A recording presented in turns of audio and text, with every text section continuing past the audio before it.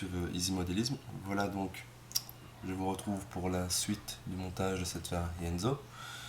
Donc c'est la 8e partie si je ne dis pas de bêtises. Oui. Voilà, donc nous sommes toujours à l'étape 7. Je vais maintenant continuer ce montage, comme je vous l'avais dit dans la vidéo précédente, au niveau de, voilà, de cette partie. Donc la notice me préconise d'utiliser du X11 en référence Tamiya. Donc il s'agit d'aluminium chromé. Et donc pour ma part, je vais faire une petite tentative. J'ai pas trop envie de mettre de la peinture à cet endroit-là, d'autant plus qu'il s'agit d'une protection thermique. Si je ne dis pas de bêtises, il s'agit d'un revêtement de protection thermique. Donc pour la petite astuce, je vais soit utiliser de la feuille d'aluminium que l'on trouve parfois dans les paquets de cigarettes, avec un arrière en papier, soit de la feuille d'aluminium tout court. Ça, je vais faire un petit essai pour voir qu'est-ce qui rend un petit peu le mieux. Voilà les amis, donc j'ai finalement opté pour ce type d'aluminium. Donc des aluminiums, vous pouvez en trouver de plusieurs types. Donc vous pouvez en trouver dans les emballages de biscuits, de bonbons, de chocolat ou ce genre de choses. Également dans les paquets de cigarettes. Alors moi je n'avais que ça sur la main. Alors maintenant il faut faire attention parce que il y a une face qui est très brillante, qui va pas donner un rendu très très très chouette, et une face qui l'est un tout petit peu moins. La différence.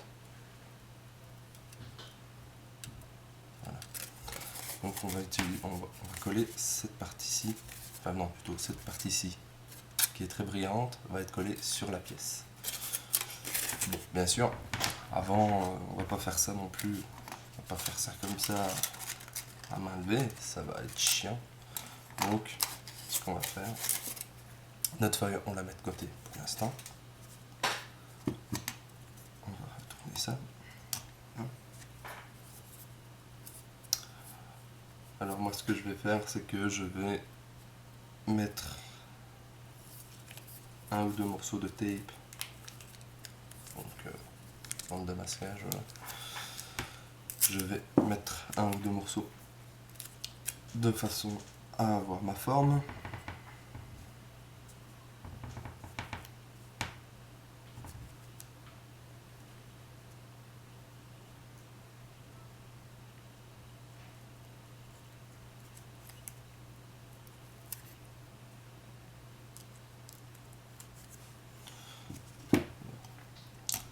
Voilà. Alors maintenant je vais me munir d'un bic ou quelque chose, d'un crayon pastel, quelque chose pour marquer la délimitation.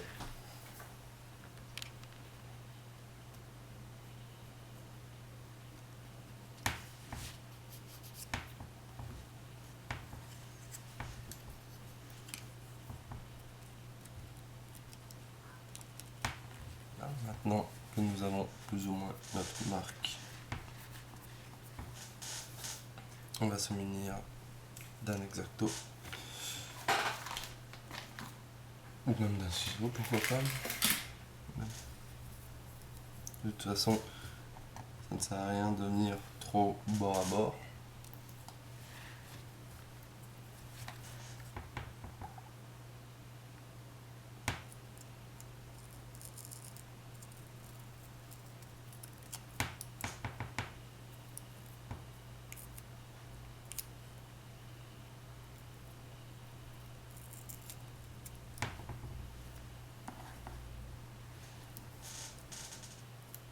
Voilà. Donc ensuite, on reprend notre feuille d'aluminium. Donc au préalable, vous pouvez un petit peu la chiffonner pour lui donner un petit peu de structure.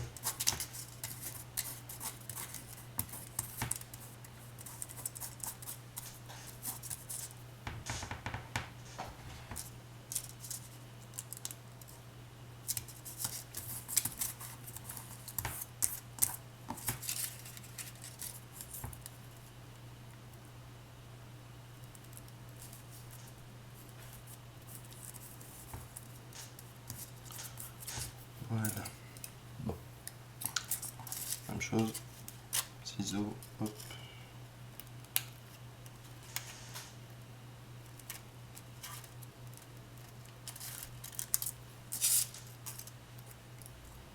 Ok. Alors oui, faites attention bien sûr lorsque vous venez découper sur la feuille. Lorsque vous venez découper, plutôt poser votre masque sur la feuille, ne posez pas votre masque sur le côté brillant, étant donné que ce sera le côté qui sera visible. Voilà, alors, une fois que nous avons effectué ces opérations, nous allons appliquer un petit peu de colle à l'endroit.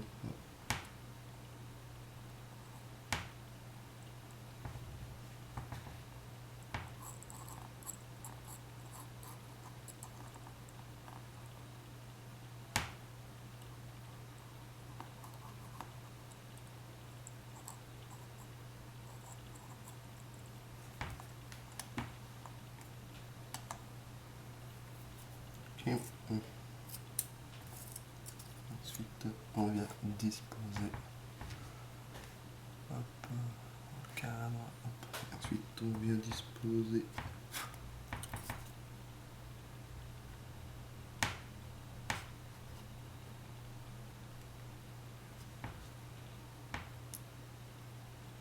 notre petite feuille.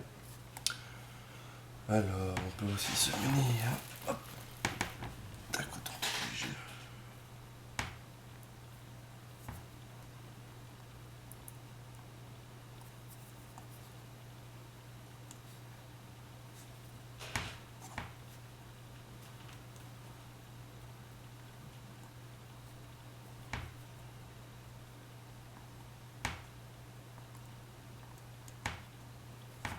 Pour l'aider à épouser la forme convenablement.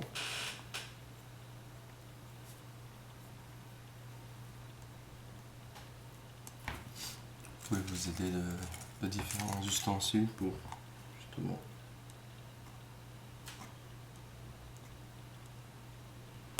bien aller dans les creux, comme ceci.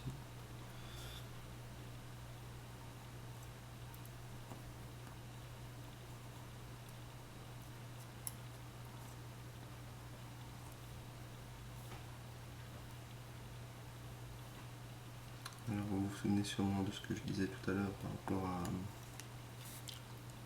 par rapport aux encoches qui sont là justement pour venir insérer la cloison qui sépare le moteur et l'habitacle. Donc on va prendre notre X-Acto et on va découper cette partie-ci à ras.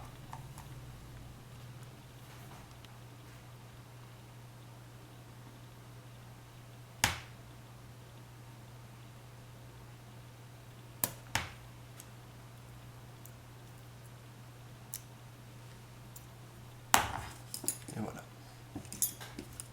Ceci.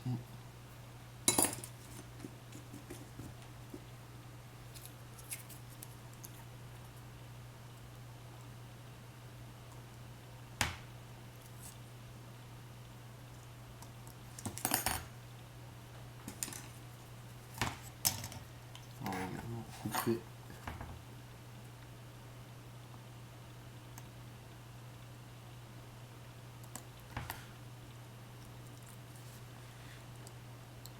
une partie ici qui déborde un petit peu.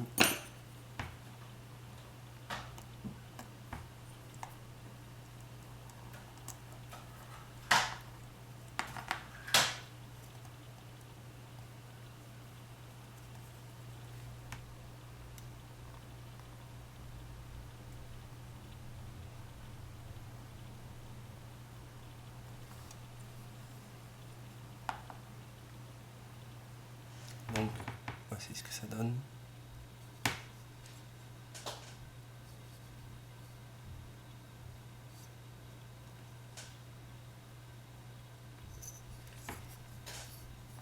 Là maintenant je vais faire l'autre côté. Donc je vais couper là pour le moment, ça sert à rien de vous faire perdre votre temps pour rien, je vais faire l'autre côté. Mais hors caméra, je vous montrerai le résultat après. Voilà les amis, donc j'ai terminé cette étape que je vous expliquais avec donc cette partie qui représente la protection thermique. Donc il y aura aussi une séparation ici, une cloison qui sépare l'habitacle moteur et l'habitacle tout court, j'ai envie de dire. Donc là où on aura les sièges du passager et du conducteur. Donc voilà, ça se pose relativement facilement. Ça demande un petit peu de patience, comme pour les décalcomanies carbone, mais ça offre un résultat assez sympa. Alors la cloison qui viendra ici, il y aura une continuité. La cloison va être également recouverte de ce papier. Et voilà, donc nous allons maintenant poursuivre. Alors dans la suite, eh bien, je vais dégrapper toutes les pièces liées à la suspension. Donc il y a notamment la pièce D18, donc D17, D18, D20 et D13. Donc il y a toute la partie suspension, boîtier électronique, batterie et quelque chose qui ressemble en tout cas au maître cylindre de frein, si je dis pas de bêtises. Voilà, on va continuer. Voilà les amis, donc nous allons commencer maintenant la suspension. Tout d'abord avec le plus gros élément de cette partie, la suspension en elle-même.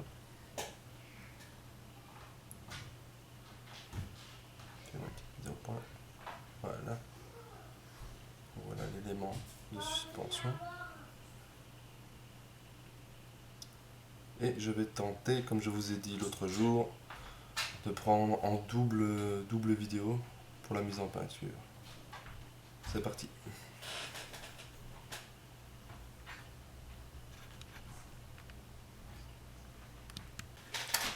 Voilà, alors on va commencer avec la mise en primaire de cette pièce. J'espère que l'image ne sera pas trop dégueulasse, on verra bien.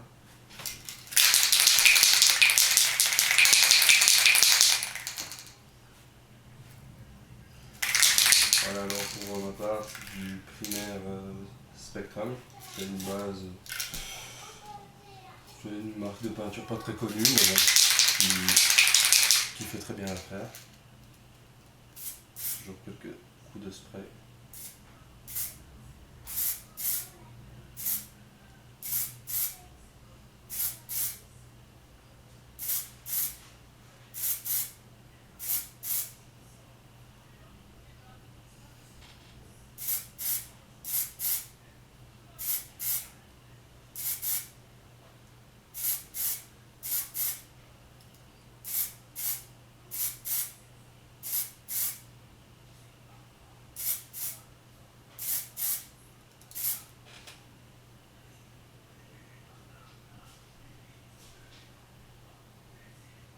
Ok. Voilà. Donc ça n'a rien de trop en mettre non plus, hein. Il ne faut pas faire disparaître tous les détails, c'est dommage. J'espère qu'on voit bien quand même. Donc après, si ça vous semble, si vous utilisez des peintures en monde comme moi pour vos caisses, si ça vous semble pas assez, couvrant, n'essayez pas de charger trop d'un coup, passez une première couche, attendez 10-15 minutes que ça sèche un petit peu et repassez ensuite une seconde couche. Voilà, ici dans notre cas ce sera suffisant parce que de toute façon on va revenir après avec de la peinture noire en bombe qui couvre assez bien. Donc. Alors ça aussi j'ai oublié de le spécifier, sous la pièce on voit, enfin ici peut-être qu'on ne verra pas avec la qualité d'image, sous la pièce on voit une ligne de démarcation. donc une ligne de moulage en somme. Elle est beaucoup moins visible sur le dessus, c'est pour ça que je ne me suis pas trop attardé à essayer de la faire disparaître. Et je verrai bien, peut-être que je vais passer une seconde couche de primaire pour pallier à ça. Ouais, peut-être. Ouais, je verrai bien.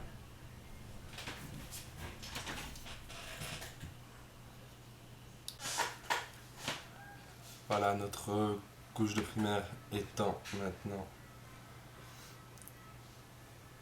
bien sèche,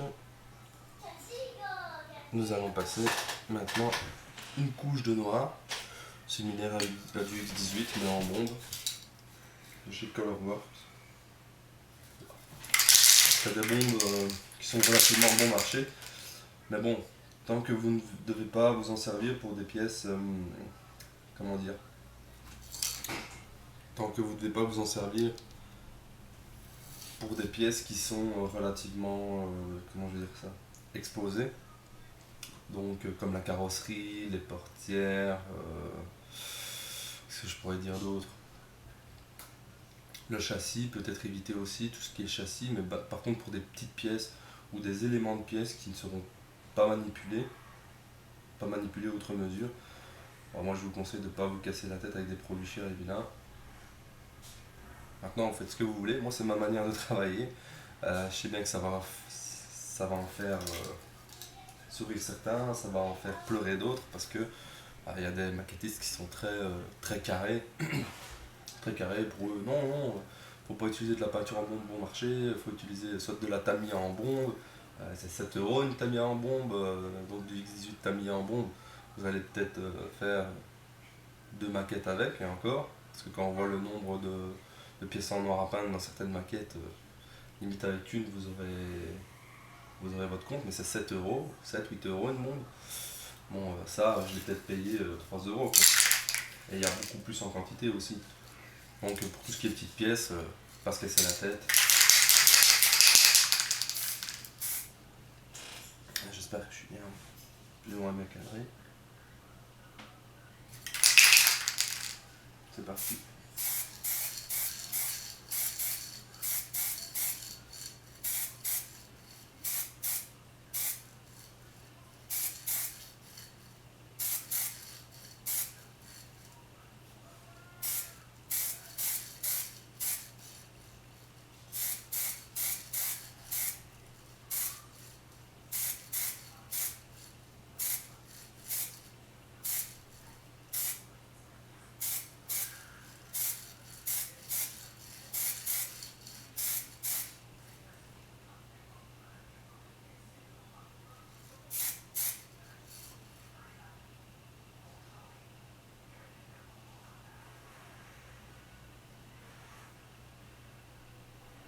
Alors bien que bon marché, voilà, bien que bon marché, cette peinture couvre relativement bien.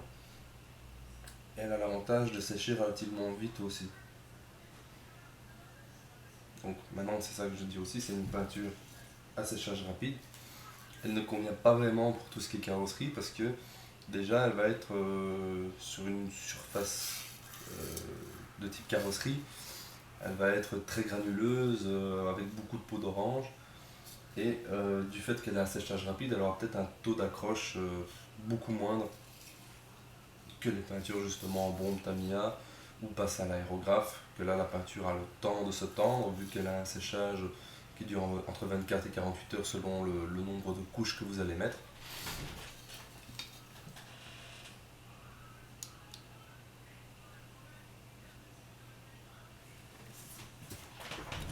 Donc, j'arrive ici, voilà.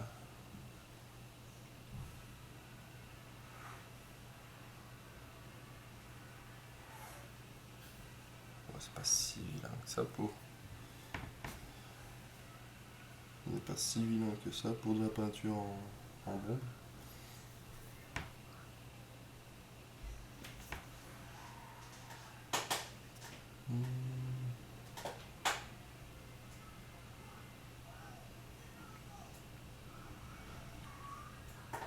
Ok. Voilà, on va laisser sécher ça.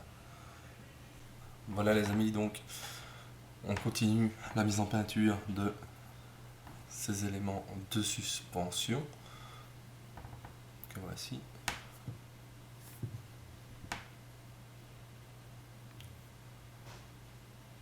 Donc ici il y a les barres à ce niveau aussi qui vont devoir recevoir du X32 Tamiya. Je l'ai en enamel, donc c'est parfait.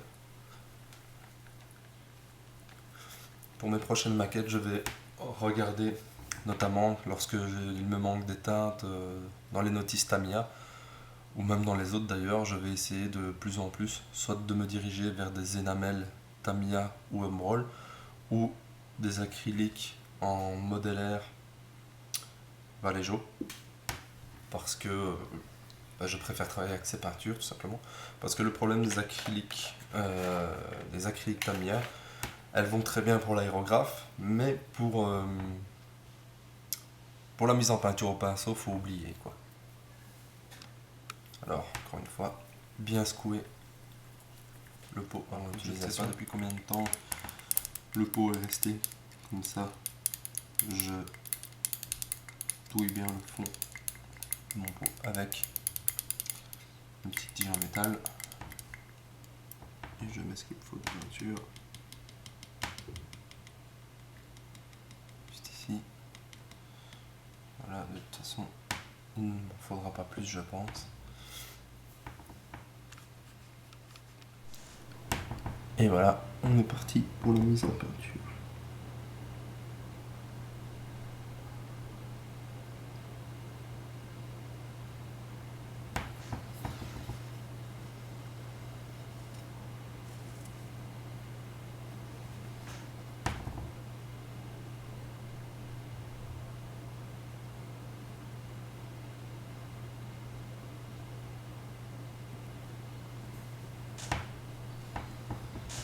Voilà.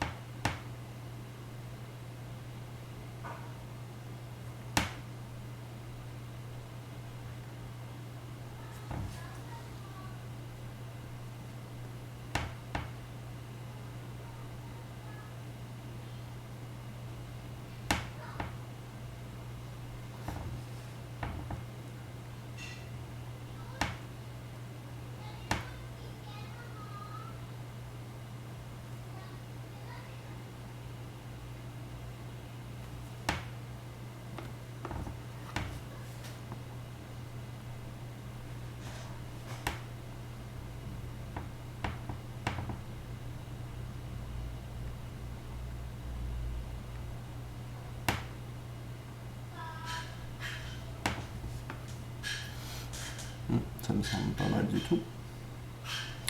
Je vérifie toujours un petit peu quand même.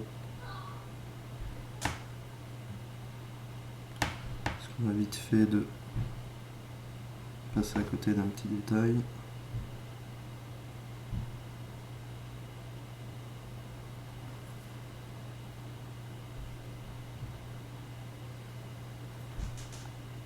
Ça semble bon. Donc voilà.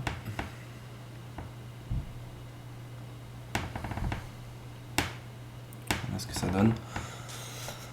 Alors, nous aurons les deux petits points ici de fixation qui vont être en doré, si je dis pas de bêtises.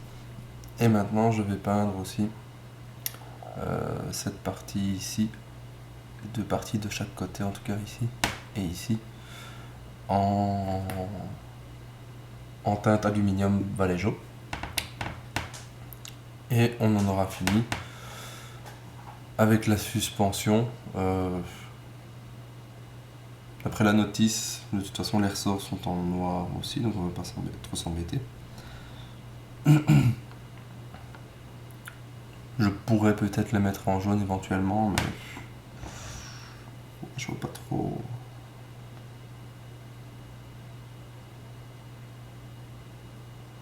Je vois pas trop l'utilité d'aller s'embêter avec ça. Alors pour nettoyer votre pinceau quand vous utilisez des peintures de type enamel, que ce soit du Umbral, de l'enamel Tamiya, quelconque enamel d'ailleurs, vous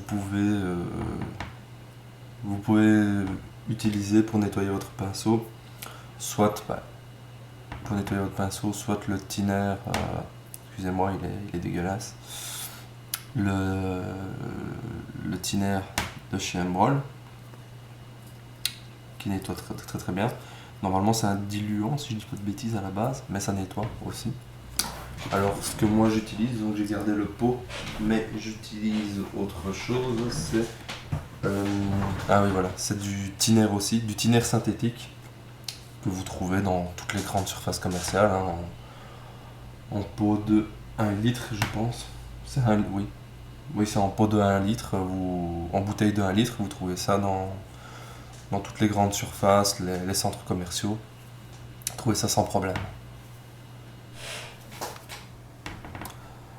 Bon, pour la suite, ici, toujours avec du aluminium de chez Vallejo, je vais maintenant peindre cette partie-ci.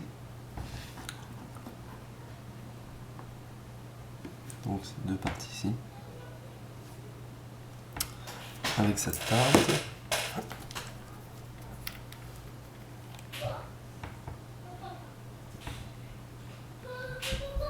Alors avec une toute petite goutte, nous avons assez pour faire cette petite partie.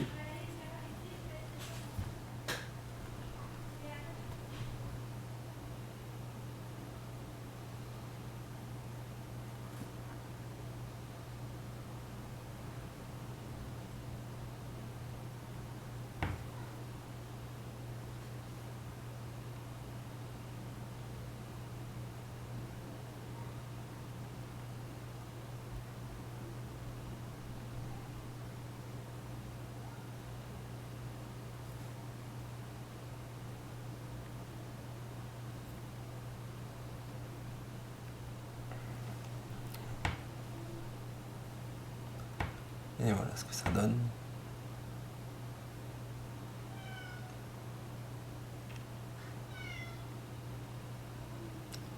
Faire pareil de l'autre côté. Alors, petite astuce, quand vous avez des vieux pots d'énamel qui sont pas séchés, mais par exemple ici, celui-ci, je sais pas si on verra grand chose, mais vous voyez, en fait il reste quasiment rien en termes de diluant dedans. Alors ce que vous pouvez faire, c'est remettre un petit peu de white spirit dedans.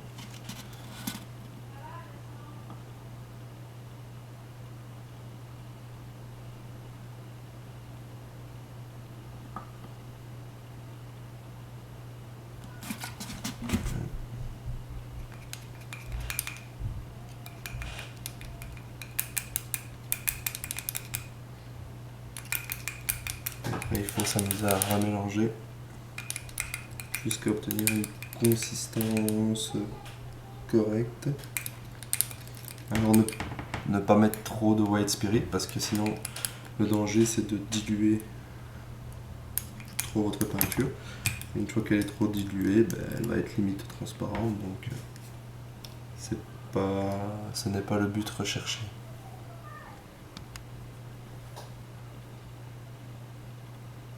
Voilà, super, une fine mise au point. Vous voyez, là j'ai récupéré quelque chose de liquide, mais pas trop. Donc là j'ai sauvé un pot qu'on aurait pu jeter à la poubelle, oui, mais il est encore utilisable, il suffit de rajouter du diluant.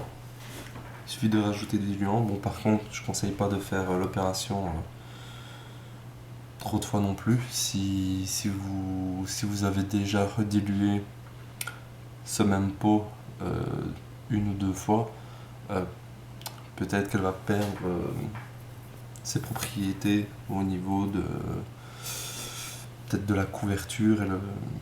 Elle couvrira beaucoup moins, peut-être.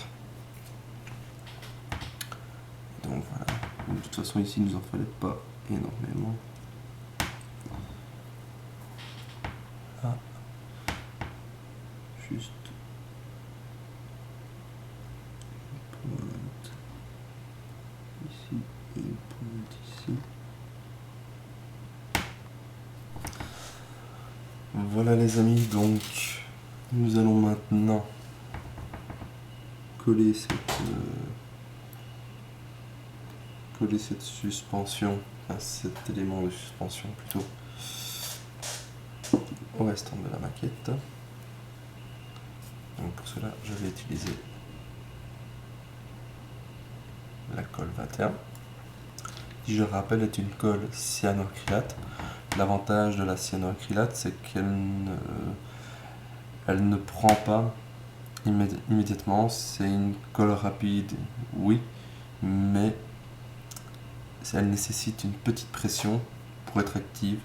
Donc vous pouvez continuer à ajuster un petit peu votre pièce tant que vous n'avez pas appuyé très avec une grande insistance dessus, pardon. La pièce ne prendra pas. Peine, bout.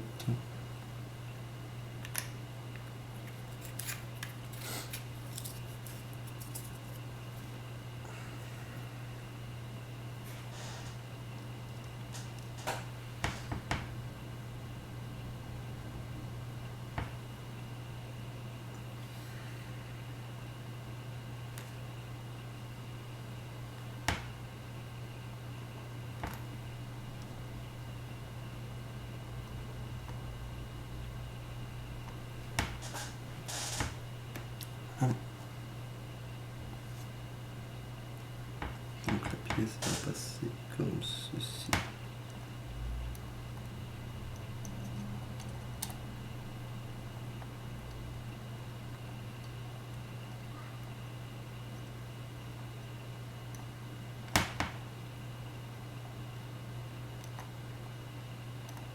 Voilà, on appuie un petit peu. Et le tour est joué. Voilà, notre suspension est montée. Voilà, rien de plus facile, j'ai envie de dire. Ok les amis, donc on continue sur le travail de peinture ici du monocoque. Donc je vais peindre maintenant avec cette teinte le X31 Gold Titanium Gold. Alors c'est simplement cette partie-ci, voilà. Simplement cette partie ici, simplement le rond, l'arrondi là, qui doit être dans cette teinte, rien de plus. Donc j'ai essayé de masquer comme je pouvais par au-dessus, pour avoir quelque chose de propre. Je vais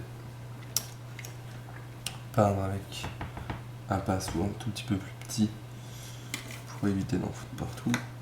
Hop. C'est parti.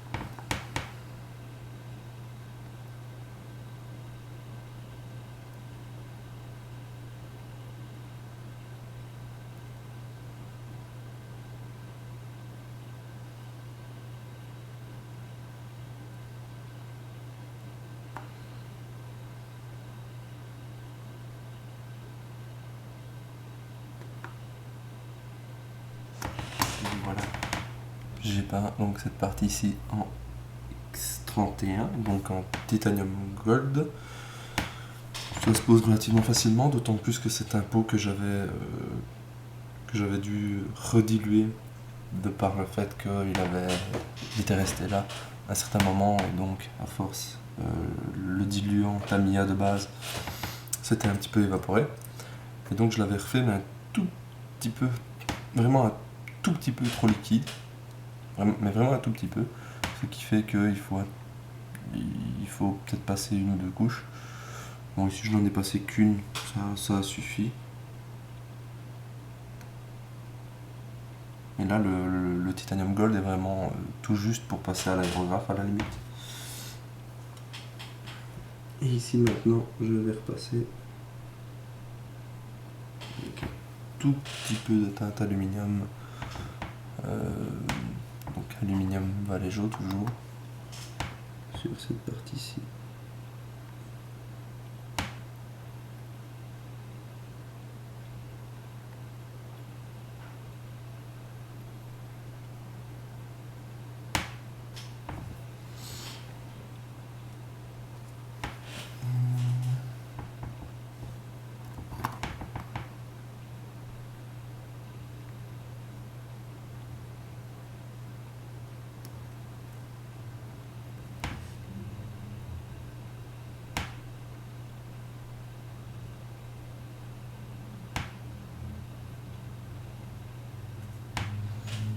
Cette peinture Vallejo m'épate, j'ai pas d'autres mots.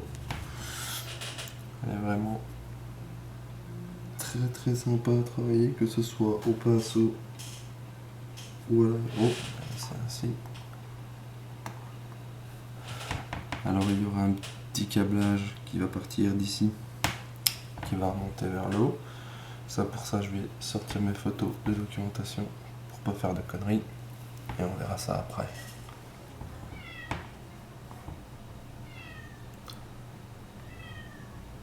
Voilà les amis, donc j'ai continué un petit peu le montage hors caméra en cause en fait j'ai encore oublié d'appuyer sur le bouton au bon moment. Donc voilà, entre temps j'ai pas fait énormément quand même. J'ai peint la batterie ainsi que cette petite pièce là. Je crois que c'est un mètre cylindre de frein si je dis pas de bêtises.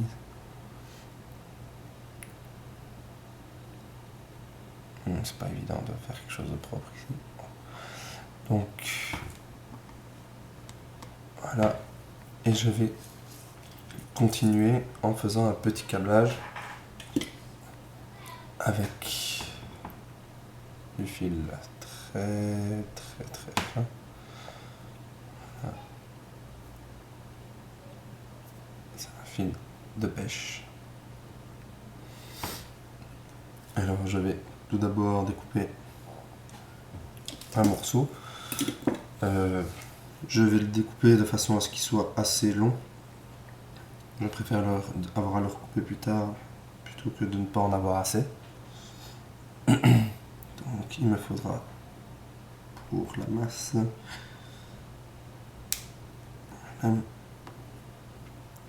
et pour le positif peut-être un peu plus.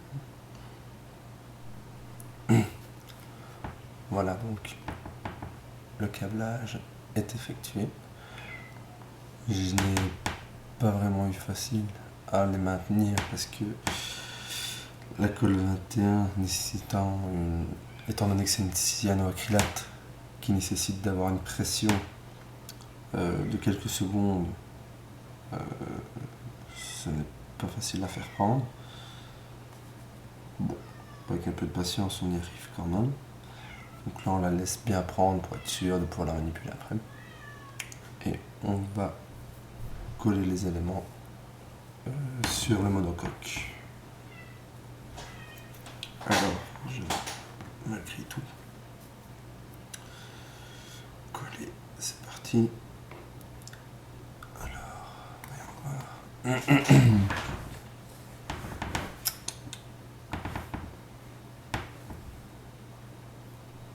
Voilà, donc avec un petit peu de patience, on y arrive.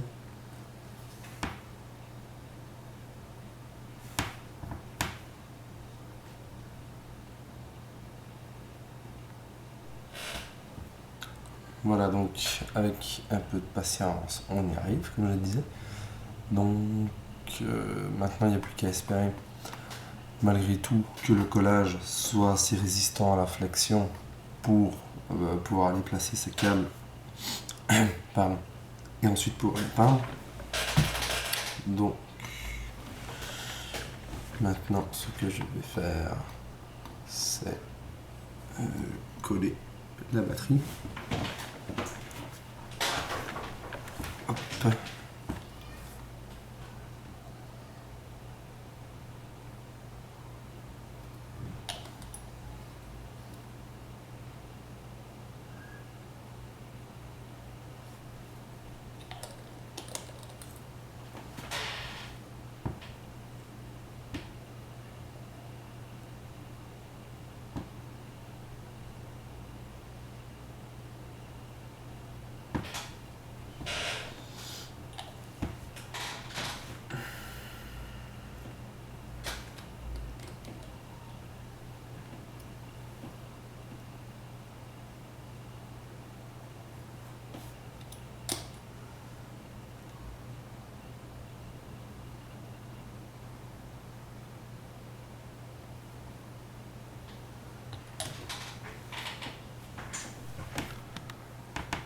Voilà, alors les câbles sont placés. Je l'ai fait hors caméra parce que c'était un peu prise de tête de filmer et de placer le câblage en même temps. Donc les voici.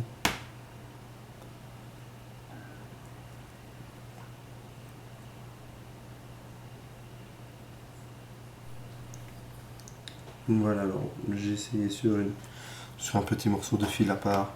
Ça a l'air de se placer plutôt bien. Alors, on va mettre ça en sécurité. Voilà.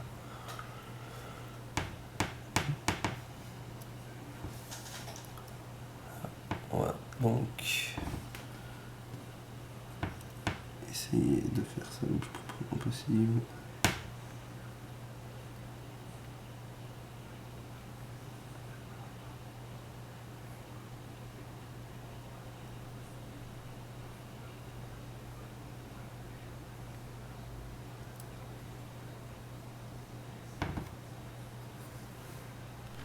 Alors, vu que j'ai pu constater que le X18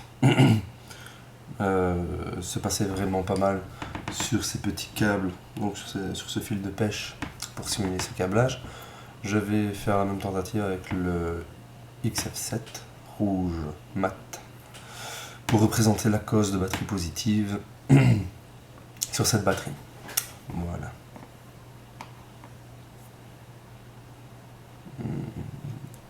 Non. Le problème, c'est toujours de filmer, parfois dans certains angles. En plus là, je suis à fond dans ma focalisation. Ça va pas être évident. Bon. Alors. Oui. Par contre, là, je suis relativement proche de la batterie, donc je vais y aller au cure-dent.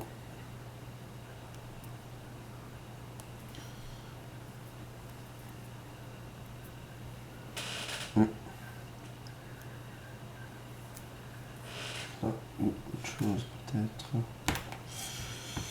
Ouais, je sais pas trop avec quoi. Je vois bien ça.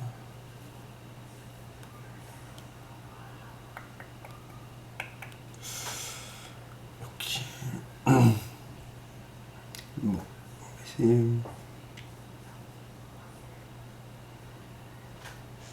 Là. Avec petit cure-dent. Un petit peu de peinture au bout.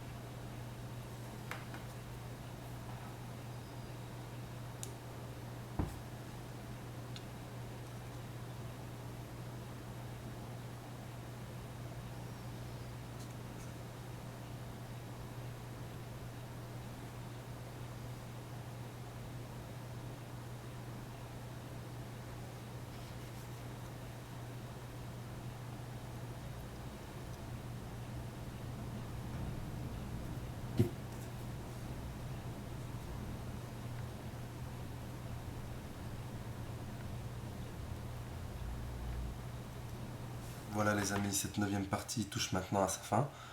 J'espère qu'elle vous aura plu. Donc en plus du travail à effectuer, j'ai ajouté quelques détails, notamment les câblages de batterie, câblage un petit peu par ici, au niveau des boîtiers électroniques aussi. Donc voilà. En plus de cela, j'aimerais bien créer deux pièces ici en scratch pour ajouter du détail en fait, parce qu'il y a deux pièces qui ne sont pas présentes dans le kit. Je vais voir si j'ai possibilité de les réaliser en scratch.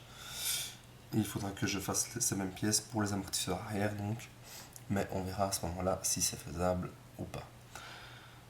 Pour la suite du montage, donc nous arrivons à la 8e partie de la notice, donc, et ce sera la 10e vidéo.